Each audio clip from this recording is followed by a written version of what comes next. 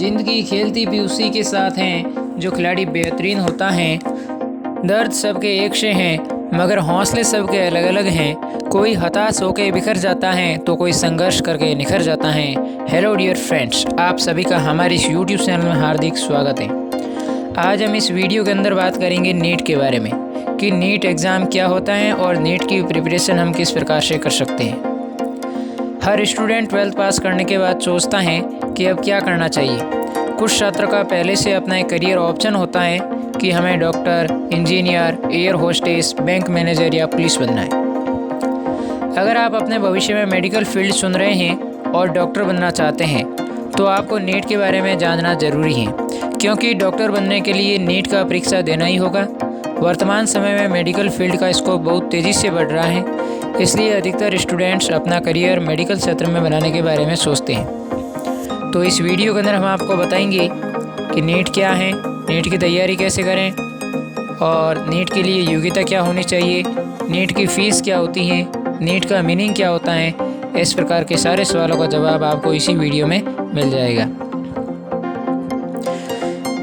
NEET परीक्षा काफ़ी popular है। बहुत सारे छात्रों का सपना होता है कि नीट की परीक्षा उत्तीर्ण करें और डॉक्टर की डिग्री हासिल करने के लिए कोई अच्छा सा सरकारी कॉलेज या मेडिकल कॉलेज मिले जिसमें MBBS या BDS की पढ़ाई करके एक अच्छे डॉक्टर बने। कई स्टूडेंट के सपने बहुत जल्दी ही पूरा हो जाते हैं, वहीं कुछ छात्रों को सपना पूरा करने में काफ़ी समय भी लग जाता है।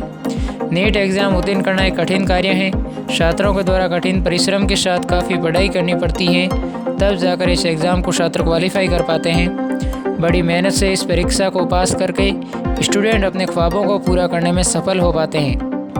उसके बाद की पढ़ाई किसी अच्छे कॉलेज से शुरू करते हैं। अब हम सबसे पहले जानते हैं कि नीट क्या है और नीट क्या होता है। नीट एक प्रकार का राष्ट्रीय लेवल का टेस्ट होता है जो NTA नेशनल टेस्टिंग एजेंसी के माध्यम से नीट की परीक्षा आयोजित कराई जाती है। MBBS, bachelor of medicine, bachelor of surgery, BDS, bachelor of dental तथा आयुष यानी आयुर्वेद जैसे कोर्सों में प्रवेश के लिए नीट की परीक्षा देनी होती है।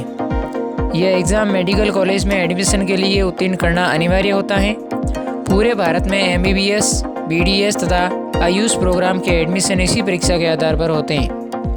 नीट को इंडिया में 2016 से पहले AIPMT all India pre medical test के नाम से जाना जाता था, लेकिन 2016 के बाद AIPMT को नीट में ही बदल दिया गया है। यह एक एंट्रेंस टेस्ट है जिसे 12वीं के बाद दे सकते हैं। यदि आपको MBBS, BDS, MS कोर्सों की पढ़ाई करनी है तो इन कोर्सों की पढ़ाई करने के लिए एक अच्छे कॉलेज की ज़रूरत होती है, तभी एक डॉक्टर को अच्छी शिक्षा देकर मरीज का उपचार करने के लिए काबिल बनाया जाता है। इस परीक्षा का मुख्य उद्देश्य होता है मेडिकल क्षेत्र में योग्य छात्रों का चयन करना। नीट परीक्षा के उत्तीर्ण करने के बाद अभ्यर्थी को किसी मेडिकल कॉलेज में प्रवेश मिलता है। फिर MBBS, BDS और आयुष प्रोग्राम की पढ़ाई करनी होती है। इसमें अभ्यर्थी को कोई एक कोर्स प्रोग्राम को चुनना होता है। अब हम बात करते हैं नीट का फुल फॉर्म क्या होता है। नीट का full form national eligibility cum entrance test होता है और इसका हिंदी मीनिंग होता है राष्ट्रीय पात्रता सह प्रवेश परीक्षा। अब बात करते हैं कि नीट एग्ज़ाम कितनी बार होता है। नीट का एग्ज़ाम साल में एक ही बार होता है। उस परीक्षा में जितने छात्र पास होते हैं उन्हें किसी सरकारी कॉलेज या प्राइवेट MBBS कॉलेज में एडमिशन मिल जाता है। अगर उस परीक्षा में छात्र पास नहीं होते हैं तो छात्र दोबारा फॉर्म भरकर परीक्षा दे सकते हैं। अब देखिए नीट के एग्ज़ाम की फ़ीस क्या होगी। नीट क्या है ये बात तो आपको समझ में आ गई होगी, लेकिन अब बात करते हैं कि नीट एग्ज़ाम की फ़ीस कितनी होती है। फ़ीस के लिए जनरल कैटेगरी के लिए 1400 रुपये शुल्क लगता है और ST, SC, PH कैटेगरी के लिए 750 रुपये आवेदन शुल्क लगता है।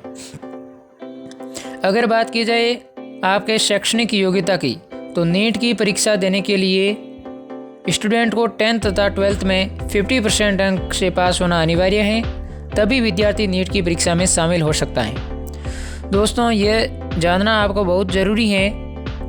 अगर आप अपने भविष्य में नीट की तैयारी करना चाहते हैं तथा डॉक्टर बनना चाहते हैं तो 10+2 यानी 11th प्लस 12th में फिजिक्स, केमिस्ट्री, बायोलॉजी के साथ इंग्लिश होना अनिवार्य है।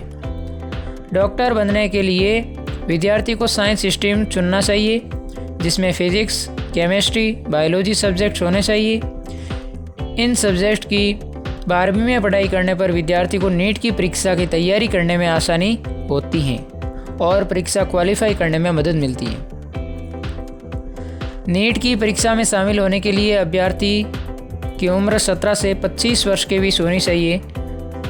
अगर कोई विद्यार्थी SC, ST, PH कैंडिडेट हैं तो उसको 30 वर्ष तक की छूट मिल जाती है, यानी 30 वर्ष की आयु तक वह स्टूडेंट नीट परीक्षा में शामिल हो सकता है। अब बात करते हैं कि नीट एग्ज़ाम पैटर्न क्या होता है। नीट एग्ज़ाम के पैटर्न की बात करें तो कुछ महत्वपूर्ण विषयों में आपको ध्यान देने की आवश्यकता होती है, जैसे फिजिक्स, केमिस्ट्री, बॉटनी और जियोलॉजी। इनसे संबंधित नीट टेस्ट में सवाल पूछे जाते हैं। अब बात करते हैं कि किस भाग में कितने नंबर होते हैं। आइए इसके बारे में भी हम जान लेते हैं।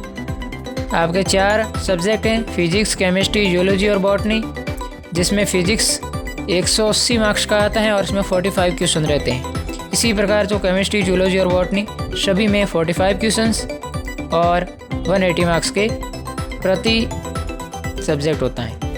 अब बात करते हैं टोटल क्वेश्चंस की, तो टोटल क्वेश्चन 180 और टोटल मार्क्स होते हैं 720।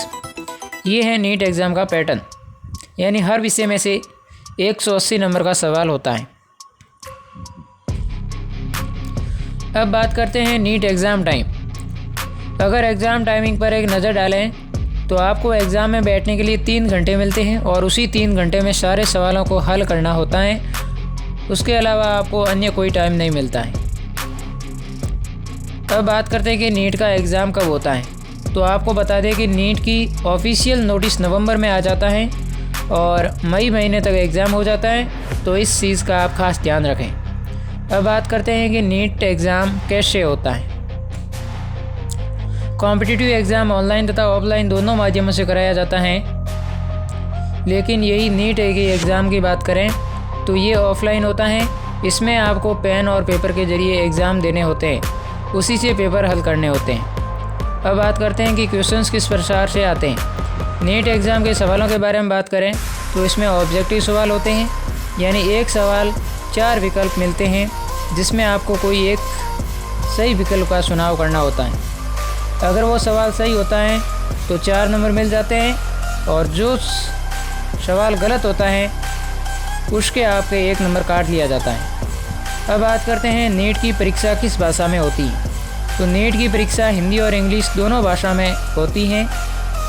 जो भी भाषा आपको समझ आती है उसमें आप परीक्षा दे सकते हैं। इसके अलावा अलग अलग राज्यों के मातृभाषाओं में भी पेपर मौजूद रहते हैं। राज्य में जो भाषा अधिक समझी जाती है उस भाषा में भी पेपर होते हैं। अब बात करते हैं कि नीट एग्ज़ाम पास करने के बाद क्या करें। नीट क्या होता है ये तो आपको समझ में आ गया होगा, लेकिन अब बात करते हैं कि नीट एग्ज़ाम पास करने के बाद की प्रक्रिया क्या होती है। तो आपको बता दें कि नीट एग्ज़ाम पास होने के बाद काउंसलिंग होती है। उसके बेसिस पर इंडिया के best medical college, surgery college, Ayurvedic college में बैचलर डिग्री में एडमिशन स्टूडेंट्स को मिलता है। अब बात करते हैं नीट एग्ज़ाम की तैयारी कैसे करें। अब आइए जानते हैं कि नीट एग्ज़ाम की प्रिपरेशन की कुछ महत्वपूर्ण बातें जो हर नीट की तैयारी करने वाले छात्र को पता होनी चाहिए। सबसे पहले आप 10+2 की पढ़ाई साइंस साइट से करें तथा 12th में फिजिक्स, केमिस्ट्री तथा बायोलॉजी पर खास ध्यान देना होगा। आपको अपने पढ़ाई के टाइमिंग को फिक्स्ड करना होगा। फिजिक्स, केमिस्ट्री, बायोलॉजी पर स्टूडेंट का फोकस होना चाहिए। जिस विषय में आपको अपनी कमज़ोरी लग रही है तो उस विषय पर ज़्यादा टाइम दें या किसी सीनियर से उस विषय के बारे में जानकारी लेते रहें। आप कोई एक अच्छे कोचिंग सेंटर ज्वाइन कर लें जिससे आपको नीट से संबंधित जानकारी मिलती रहे तथा आपका दिन प्रतिदिन ज्ञान बढ़ता रहे। सबसे ज़रूरी बात, आपको पुराने पेपर हमेशा पढ़ते रहना चाहिए, जिससे आपको एक अंदाज़ा लग जाएगा कि एग्ज़ाम कैसे होता है। अब देखो नीट करने के फ़ायदे क्या क्या हैं। नीट परीक्षा उत्तीर्ण करने के स्टूडेंट को सबसे बड़ा यह फ़ायदा होता है कि सरकारी मेडिकल कॉलेज में शिक्षा प्राप्त करने का मौका मिल जाता है। डॉक्टर की डिग्री कम खर्च में हासिल कर सकते हैं और नीट की परीक्षा उत्तीर्ण करके अभ्यर्थी को गिनती योग्य अभ्यर्थियों में होने लगती है।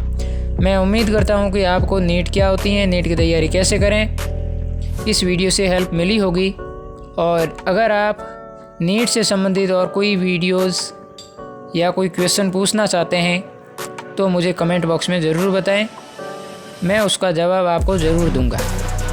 आप ऐसे ही वीडियोस को सुनने में इंटरेस्ट रखते हैं तो आप हमारे टेलीग्राम चैनल को भी ज्वाइन कर सकते हैं। और मैं आपसे एक रिक्वेस्ट करता हूं अंत में जाते जाते कि यदि आप इस चैनल पर पहली बार विजिट कर रहे हैं तो इस चैनल को सब्सक्राइब और वीडियो को लाइक तथा सोशल मीडिया पर शेयर करना ना भूलें, ताकि मैं आपके लिए अन्य जानकारियाँ इसी चैनल के माध्यम से लेकर आता रहूँ। Thanks for watching. धन्यवाद।